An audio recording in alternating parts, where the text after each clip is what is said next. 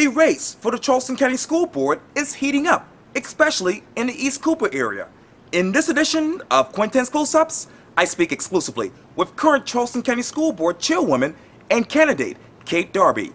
And be sure to download the free Quintin's Close-Ups app in your Apple or Google Play stores. And listen to this interview later on iHeartRadio.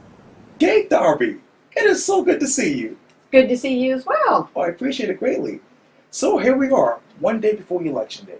Yes. Let me ask you a simple question. Okay. What are your closing arguments? What are my closing arguments? Well, I'd say my closing arguments are the two same things that I started out with in 2014 when I decided to run. And number one, that was we've got to do something radical to improve our student achievement in the Charleston County School District. We have a beautiful community. You and I've talked about this before. We have excellence in so many areas, but we're not serving all of our children. We have a huge achievement gap between white families and underserved families, whether they're Black families or Hispanic families. So there's a huge achievement gap. We've got to address that. The other thing that I think is that we've got to improve the way that the board works together. We need to be off the front page of the paper for the board, on the front page of the paper for the great advancements that we're making, things like the early college. But I feel like those are the two issues when I got on the board, and I feel like we've made some progress. We aren't near where we need to be yet. And so that's why I want to be reelected, so I can continue to work on those items. You talk about the front page. Let me take you to the Coalition of Kids. Yes. Everyone's seen the television ads, they've seen the Facebook ads and the radio ads, listened to the video ads. And obviously you, along with Joyce Green, Reverend Eric Mack, and Cindy Bond Coates have been endorsed by them. Going forth, if you were to be reelected, what will you do on behalf of the Coalition for Kids? I won't be doing anything on behalf of the Coalition for Kids. I mean, I was endorsed. Those same four people were endorsed by the Post and Courier. Right. Three of us, along with Mr. Rambo, were endorsed by the City Paper. Four of us were endorsed by the Chamber of Commerce, and those endorsements are from organizations or groups or newspapers, media that want to support public education. So I won't be doing it. I don't think anybody who wins, I hope, won't be doing anything on behalf of any other group. I think all of those groups that I just named have a real interest in seeing education improve in Charleston County from across the board at all our schools. And so that's what I will do if I'm reelected, is get the ground running, working on our strategic plan, on the recommendations from the Clemson Diversity Study, and the advanced ed recommendations. That's what I think our focus needs to be, and that's what I want to see us focused on all the time. And when you looked at the editorial from the Post and Courier, what was going to your mind? The editorial in Post and Courier support. You mean when they endorsed us? Yes. Endorsed me? I was pleased. I was happy about that. I think it's hard. I mean, we have great candidates running this year. We have more candidates running than I can remember in recent years. I think people are compassionate, so I was pleased to be endorsed by the Post and Courier. I told them that if I am elected, now I'm not going to run again. This will be my last term on the school board. This would be my last term in any public office. I after 4 years from now, I'll find another way to do my advocacy that I enjoy doing. But I was pleased to be endorsed by the Post and Courier. I think, they're a newspaper that, in this day and age of digital, and that, I still get the paper newspaper along with other people. So I was glad to see that. And let me talk to you more about the Advanced Performing Ed Accreditation. Mm-hmm. Obviously, you posted this on Facebook, on your Facebook page on October 27th. 6-second. Great news. Today, the Charleston County School District received Advanced Performance Accreditation. Lots of staff involving all schools, and the district office worked on the progress leading up to the review and to today's announcement. On behalf of the Board of Trustees, we say to them a tremendous thank you for your work on the internal review in preparation for the accreditation review, and for the things that are happening every day in CCSD that make us worthy of this distinction. Mm-hmm. Where do we go next?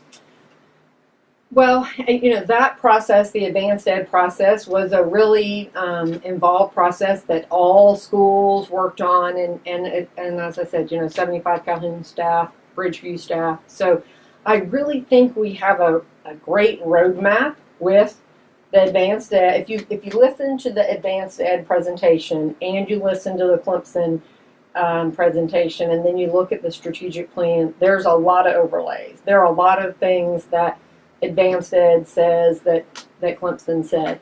So I think some people say, well, we've been saying those things. People have been saying those things for 30 years.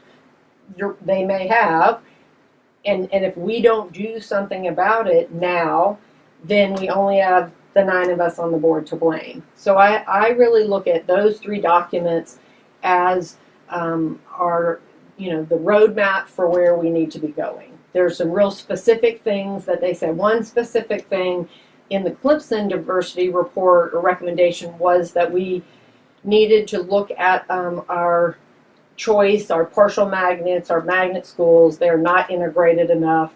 There's not enough opportunity for kids throughout the district to participate in those.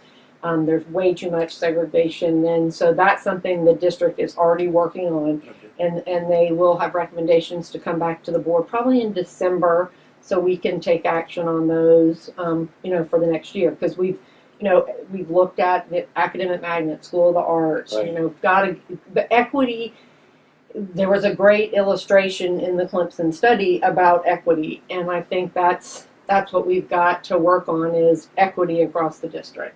And if you were to be re-elected to school board, what else would you work on?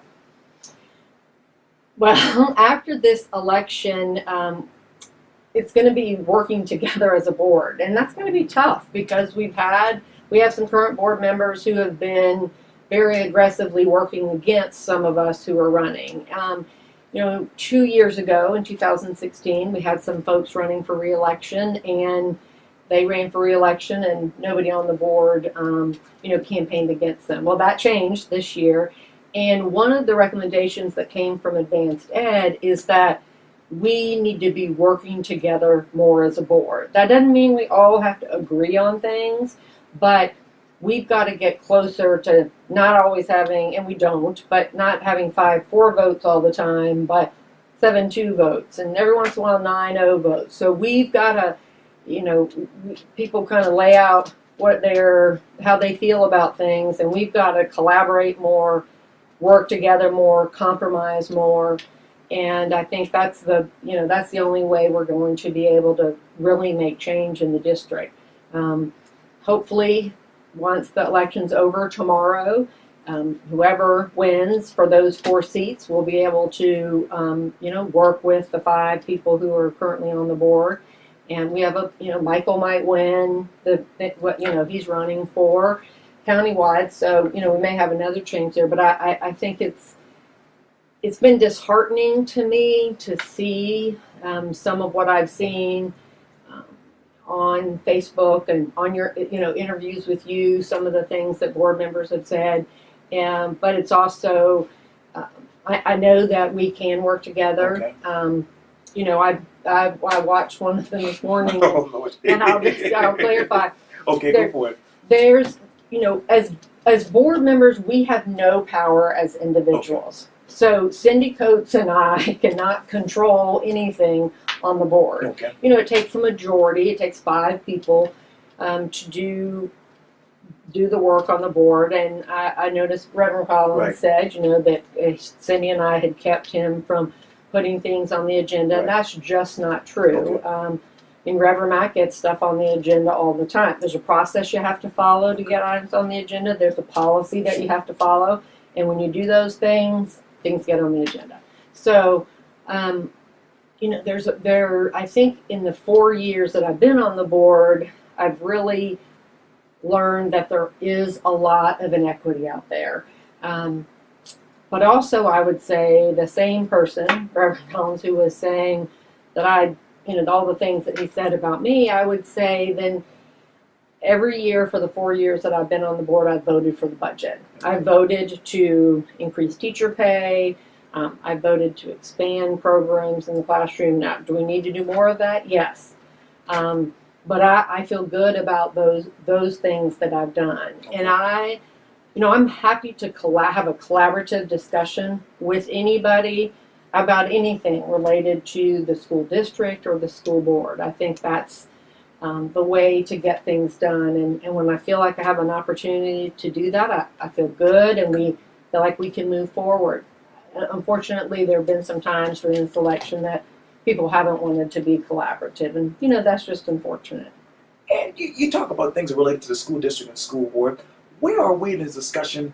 Really, what is the latest on the Garrett's High School and the rodent issue that we had earlier this year? So the rodent issue, I don't know if you'd like me saying this, but my son works for a pest control company, and I've learned a lot about rats in the last 4 years. And as he says to me, "Mom, close the garage door." So when that was brought to staff's attention, they've been on it. They've had visits from DHEC. Everything's cast. Everything's clean.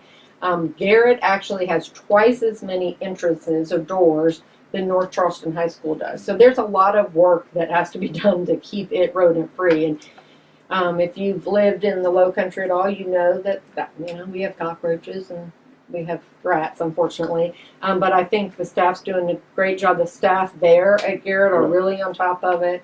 And, so we've worked in all the different avenues. There's folks that go in there that do preventive maintenance. So I think that's been taken care of.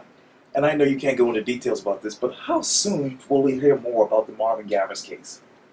I would expect that we would probably hear more about that in the next week or two. Okay. I would hope that we'll be able to have some resolution to that. Definitely in the next 30 days.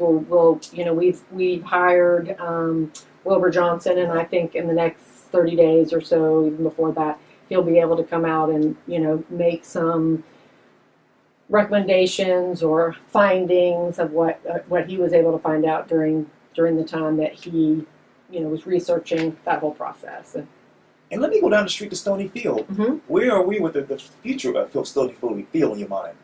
They updated the D20 board on that last week, and I think we're continuing to make progress on that. I heard some suggestions just the other day about some things that we could do differently there, but I know it's in the budget, and staff they're working on that as well. I don't know the exact time frame, but I can certainly find out for you. Oh, no worries. Well, Kate Darby, thank you so much for your time. I really, really appreciate this. Thank you, and I hope everybody will go out and vote tomorrow. Well, there you go. Thanks. Thank you.